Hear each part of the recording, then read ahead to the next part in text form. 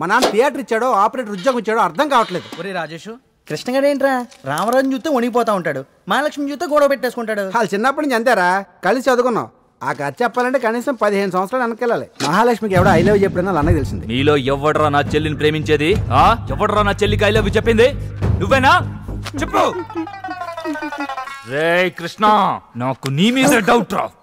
చీ, అదంటే నాకు అసహ్యం, చిరాకు, వాంతి. అదిగో అప్పటి నుంచి ఇండియా పాకిస్తాన్ లా కొట్టుకుంటూనే ఉన్నారు. ఇంతకీ మహాలక్ష్మికి ఐ లవ్ చెప్పింది ఎవర్రా? అది ఎప్పటికీ గండి కూడా రహస్యమే. నీకు అసలు కొంచెమైనా బుద్ధి ఉందా? అంతమంది ముందు నన్ను నాతో మాట్లాడుకో. వారిని మరేం చేయమంటావే? కౌగిలించుకొని ముద్దు పెట్టమంటావా? ఇప్పుడేంటి మన గురించి మీ అన్నయ్యకి తెలిసిందనుకో, నువ్వు ఎగ్జామ్